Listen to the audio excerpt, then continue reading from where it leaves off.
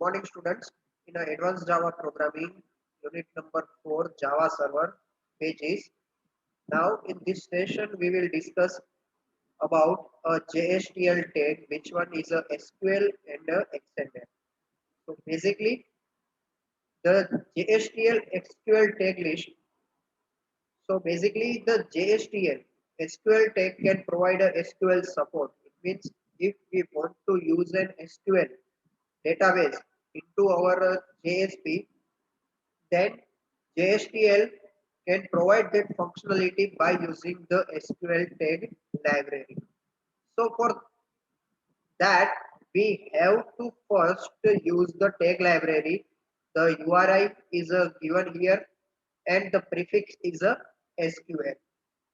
Now, in a SQL tag library, there are a various tags which is used to support a SQL database.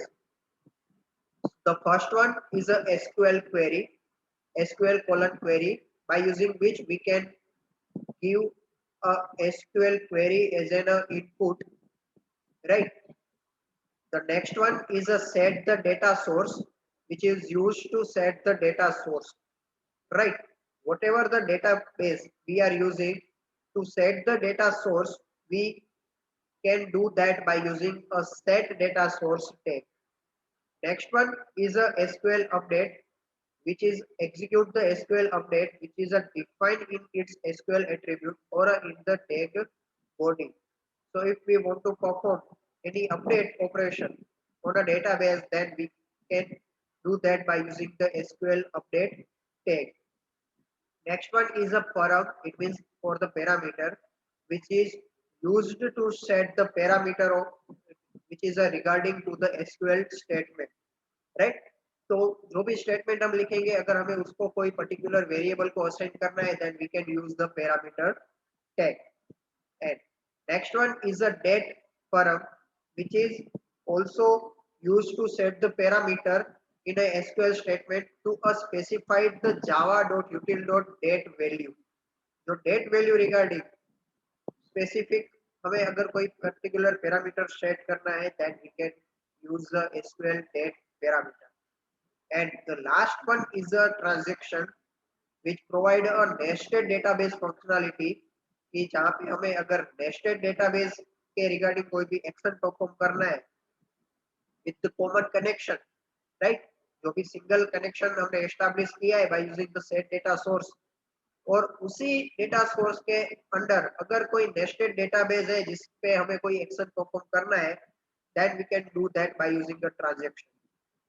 So these are the various SQL tags by using which we can do a database regarding operations in a JSP page, right? So let's see the example. So here we have first declared a tag library for the core tag. After that, for the SQL tag, we have defined a tag library. First, we will set the data source. So for that, here we are using a MySQL database. So for that, we just simply use a set data source tag. We have created one variable db in which we are specifying a driver which is a form.mysql.jdbc.driver. So this is our data source, and the URL is jdbc.mysql.localhost:3306, which is a port number, slash HJDI is our database. So this thing you can see here, this is a similar to a JDBC programming, right? जो JDBC programming हमने chapter number 2 में जो हमने study किया था, ये उसके same उसी तरीके से होगा, बट द डिफरेंस इज कि यहाँ पे हम उसको बाय यूजिंग द टैग जो है वो इंप्लीमेंट करेंगे, और उसके लिए हमने सिंपली ड्राइवर का यूज किया और उसकी जो यूआरएल है वो हमने स्पेसिफाई कर दी, राइट? उसके बाद उसका जो यूजर नेम है वो हमने यहाँ पे स्पेसिफाई किया और जो पासवर्ड है वो स्पेसिफाई किया, ताकि इस क्रेडेंशियल का यूज करके जो हमारा HJDI डेटाबेस है उस डेटाबेस के साथ जो है वो कनेक्शन एस्टैब्लिश हो। तो हमने डेटाबेस यहाँ पे सेट कर दिया। उसके बाद हमने एसक्यूएल क्वेरी का यूज किया, जो और एसक्यूएल क्वेरी के अंदर हम सबसे पहले तो डेटा सोर्स जो है उसको यहाँ पे हमने स्पेसिफाई किया, और जो वेरिएबल जो है वो हमने क्या सेट किया, RS, जो रिजल्टिंग सेट है, राइट।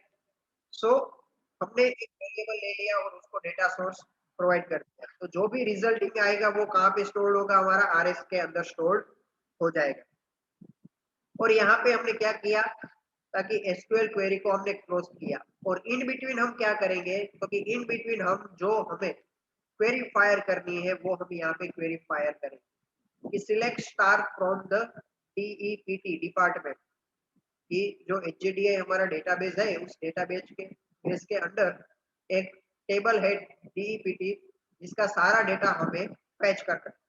तो जब ये तीन स्टेटमेंट एसक्यूएल क्वेरी का यहाँ पे क्लोज हुआ, और इन बिटवीन जो क्वेरी है जो हमने पास की है, ये जब एग्जीक्यूट होगी तो उसका जो डेटा सोर्स है वो क्या है, तो कि उसका डेटा सोर्स है हमारा HJDI की, ये जो पूरी डेटा सोर्स हमने सेट किया वो, और रिजल्टिंग वेरिएबल क्या है, RS, ये जो एग्जीक्यूट होगी आफ्टर द एग्जीक्यूशन रिजल्ट जाएगा RS के अंदर, राइट। अभी रिजल्ट आ गया, उसको व्यू किस तरह से करेंगे, तो लेट्स कंसीडर दैट कि हम उसको टेबल व्यू के अंदर व्यू करवाते हैं। तो HTML के अंदर टेबल किस तरह से डिजाइन करना है हमें आता है। तो सबसे पहले हमने एक टेबल ले लिया, बॉर्डर की विड्थ, बॉर्डर का टाइप सेट कर दिया, उसकी विड्थ दे दी, और टेबल को लास्ट में क्लोज करेंगे। इन बिटवीन सबसे पहले एक रो ले ली, उस रो के अंदर सबसे पहले हम टेबल का डेटा सेट करेंगे, जिसमें सबसे पहले एनरोलमेंट नंबर, उसके बाद नेम की कॉलम, और उसके बाद ब्रांच कॉलम, ये तीन कॉलम आ गई। उसके बाद एक लूप घुमाएंगे by using a for tag which is a for each loop. For each it means that कि हमारा एक वेरिएबल यहाँ पे स्पेसिफाई किया टेबल, और उसकी जो आइटम है, आइटम कौन सी है, तो कि RS dot rows, it means कि RS के अंदर जो भी डेटा है उसकी रो बाय रो हम रीड करते जाएंगे, और ये जो टेबल हमने क्रिएट किया है उसके सेल बाय सेल के अंदर वो वैल्यू हम पुट करते जाएंगे। यहाँ पे फॉर ईच लूप इसीलिए लिए because there are may be a multiple data in a RS variable. So for each को क्लोज किया, इन बिटवीन एक और रो ले ली, जिसमें सबसे पहले हमने TD के अंदर सी आउट किसको प्रिंट करवा दिया, तो कि टेबल डॉट, इट मींस कि ये जो टेबल है दिस वेरिएबल उसके डॉट एनरोलमेंट नंबर। तो सबसे पहले जो फर्स्ट रो है टेबल की, उसमें जो फर्स्ट एनरोलमेंट नंबर आता है उसको प्रिंट किया, उसके बाद टेबल डॉट उसका नेम प्रिंट किया, उसके बाद टेबल डॉट ब्रांच प्रिंट किया। तो रो बाय रो जो है ये एग्जीक्यूट होती जाएगी। इट मींस कि सबसे पहले जब एग्जीक्यूट होगी एट दैट टाइम एक रो क्रिएट होगी, सबसे पहले एनरोलमेंट नंबर प्रिंट होगा, उसके बाद नेम प्रिंट होगा, उसके बाद ब्रांच प्रिंट होगी, उसके बाद ये फॉर ईच लूप फिर से नेक्स्ट रो के लिए जाएगी, और एक नई रो, जितने भी डेटा होंगे उसके लिए ये सेम प्रोसेस फॉलो होगी। और इसका जो आउटपुट है वो आपको कुछ इस तरह से दिखेगा। So maybe there are 5 datas, so for that particular 5 data there are different 5 rows will create and the data will save in a tabular format, right।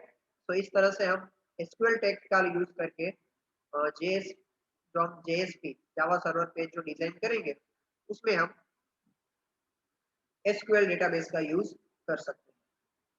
उसके बाद JSTL टैग लाइब्रेरी में सबसे लास्ट आता है XML tag library, कि जो हमें JSP centric वे से manipulation and the creation of a XML document, it means extensible markup language के जो डॉक्यूमेंट्स है उसको क्रिएट करने के लिए, उसको मैनिपुलेट करने के लिए जो लाइब्रेरी प्रोवाइड करता है JSTL, वो है XML टैग लाइब्रेरी। तो बेसिकली हम XML का यूज किसके लिए करते हैं, for the flow control and for the transformation और एक्सेट्रा वर्क के लिए हम XML लैंग्वेज का यूज करते हैं। और उसकी जो सिंटेक्स है, जो टैग लाइब्रेरी हम यूज करेंगे उसकी जो URI है वो यहाँ पे स्पेसिफाई की गई है, और उसका जो प्रीफिक्स है वो है X फॉर द XML. तो बेसिकली XML के अंदर सबसे पहला है एक्स आउट, कि जो एज इट इज है, कि जो हम हमारा जो टैग है, जो हम एक्सप्रेशन यूज करते हैं उसको प्रिंट करने के लिए यूज करते हैं, बट यहाँ पे वो होगा into the XML format, right, कि जहाँ पे जो एक्स पाथ एक्सप्रेशन है वो हम यहाँ पे स्पेसिफाई करेंगे। बाकी का वर्किंग जो है वो एज इट इज सेम है, जो आउट वर्क करता है एज इट इज। उसके बाद आता है पार्स, कि जिसका काम है पार्सिंग करना, right? So it is used to parse the XML data which is specified either in the tag body or in a attribute. कि जो भी एट्रीब्यूट और टैग बॉडी के अंदर हम जो भी डेटा स्पेसिफाई करेंगे उसको उस XML डेटा को पार्स करने के लिए पार्स का यूज होगा। उसके बाद जो सेट है उसका यूज होता है to set the value of X path extensible path expression के लिए। उसके बाद है चूज, कि जो कंडीशनल टैग है, जो आपको सभी को पता है कि जो फॉर टैग लाइब्रेरी में यूज होता था। उसके बाद आता है व्हेन और अदरवाइज, उसका भी वर्किंग एज इट इज है जो हमने फॉर टैग लाइब्रेरी में देखा था। और उसके बाद आता है इफ कंडीशन, वो भी सिमिलर वैसे ही काम करेंगी फॉर द XML। और लास्ट में आता है ट्रांसफॉर्मेशन, की जो यूज होता है in a XML document to provide a XSL, it means extensible style set language transformation के लिए, जहाँ पे XML डॉक्यूमेंट को अगर हम ट्रांसफॉर्म करना चाहते हैं into the style sheet, then the transform can use. तो ये सारे XML टैग लाइब्रेरीज थे। उसके बाद आता है लास्ट में फॉरम, जो पैरामीटर सेट करने के लिए यूज होता है into the extensible style sheet language के अंदर, राइट। तो ये सारे XML टैग्स है। Let's see with the example. एक फॉर टैग स्पेसिफाई किया, उसका प्रीफिक्स सेट किया, यूआरआई सेट की, उसके बाद XML को भी हमने यहाँ पे स्पेसिफाई किया। उसके बाद सबसे पहले तो एक वेरिएबल सेट कर रहे हैं जिसका नाम है माय बुक। तो यहाँ पे ये जो सारी कोडिंग होगी वो इनटू द XML फॉर्म में होगी। सेट को क्लोज किया। अभी माय बुक वेरिएबल के अंदर हम क्या सेट करेंगे, तो कि सबसे पहले एक XML टैग ले लिया बुक, और बुक को क्लोज कर दिया।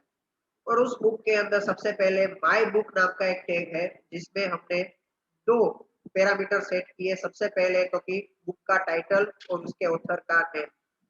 सेम वे से एक और माय बुक टैग ले लिया और उसमें भी हमने टाइटल और उसके ऑथर का नेम सेट कर दिया। तो ये बॉडी पार्ट हो गया किसका, XML फॉर्मेट में। ये है हमारा XML कोड, कि जहाँ पे हमने टैग्स क्रिएट किए। बुक्स, बुक्स के अंदर सब टैग दिया हमने माय बुक, उसके टाइटल और ऑथर को हमने सेट किया, राइट। तो ये जो सारी चीजें वो सेट होगी कहाँ पे, तो कि माय बुक वेरिएबल में, राइट। उसके बाद हम क्या करेंगे, तो कि एक वेरिएबल यहाँ पे आउटपुट स्पेसिफाई किया, और जो XML है उसको हम हमारे पर्टिकुलर लैंग्वेज में, कि जो हम समझ सकते हैं उसमें हमने उसको पास करेंगे इनटू दिस स्ट्रिंग फॉर्मेट, आप कह सकते हो, राइट। इसको तो कि यहाँ पे हमने एक्स कॉलन पार्स एक XML डेटा को, XML डेटा कौन सा है, तो कि जो माय बुक नाम का हमने एक वेरिएबल डिजाइन किया और उसके अंदर जो XML का कोडिंग लिखा उसको पास करना है, और उसका जो आउटपुट है वो कहाँ पे जाएगा, तो उसके लिए हमने यहाँ पे वेरिएबल स्पेसिफाई कर दिया। तो यहाँ पे हमने एक टाइटल दे दिया, name of the book is.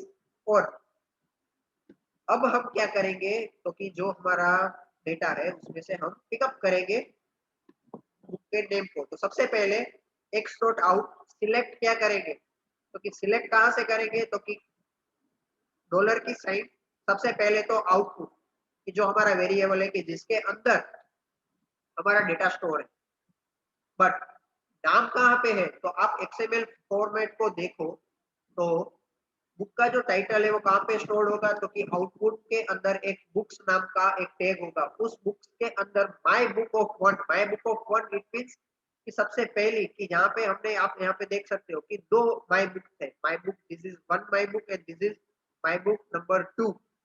सबसे पहली माय बुक का टाइटल अगर हमें प्रिंट करना है तो आप देख सकते हो कि बुक्स, बुक्स के अंडर एक माय बुक नाम का सब टैग है और उसके अंदर हमारा टाइटल टैग है। तो उसको सिलेक्ट करने के लिए हम यहाँ पे पाथ सेट करेंगे कि my book of one slash title, कि जिसका काम क्या है, तो जो फर्स्ट माई बुक टैग हमने स्पेसिफाई किया उसके अंदर उसका फर्स्ट टाइटल ये हमें प्रिंट करके देगा। सिमिलर वे से the author of a Meluha is the, तो फॉर दैट अगर हम ट्रैक करें तो आप यहाँ पे देख सकते हो कि ऑथर ऑफ अ मेलुहा कहाँ पे है, तो कि बुक के अंदर माई बुक जो कि सेकंड नंबर पे है, तो आउट हमारा वेरिएबल होगा, उसके अंदर बुक्स बुक्स स्लैश करके my book of two, it means the second my book take, और उसके अंदर स्लैश करके ऑथर, तो वो हमें वो पर्टिकुलर प्रिंट करके देगा। उसके बाद हमने यहाँ पे फिर से सेट किया एक वेरिएबल जिसका नाम है माई टाइटल। सिलेक्ट किसको करेंगे, तो कि आउटपुट, उसके अंदर बुक्स, बुक्स के अंदर माई बुक टू और उसका टाइटल, और फिर हम उसको सिंपली जो सेट किया उसको हमने प्रिंट करवाएंगे। तो जो हमारा आउटपुट रहेगा वो क्या रहेगा, तो कि book information that the name of the book is the secret और author of Meluha is Amish. And जो लास्ट में हमने टैग जो अपने पैराग्राफ टैग में लिखा था एक्स कॉलन सेट, तो आप यहाँ पर देख सकते हो कि एक्स कॉलन सेट और उसका टाइटल हमने ले लिया, तो मेलुआ उसने फेच कर लिया, बट यहाँ पे एक्स डॉट सेट टैग को वो एज इट इज रखा। क्यों? क्योंकि हमने उसको पैराग्राफ टैग में एक्सएमएल के पैराग्राफ टैग में लिखा था, तो वो एज इट इज दिखाएगा, और उसके बाद उसके ऑथर का ओके सॉरी जो टाइटल है वो यहाँ पे प्रिंट करेगा। तो इस तरह से हम जो है एक्सएमएल के डेटा को ट्रांसफॉर्म कर सकते हैं इनटू आवर जेएसपी पे। तो यहाँ पे हमारा जो जेएसपी स्टैंडर्ड टैग लाइब्रेरी जो है वो यहाँ पे होती है कंप्लीट। तो आज का सेशन हम यही कंक्लूड करते हैं। Thank you very much.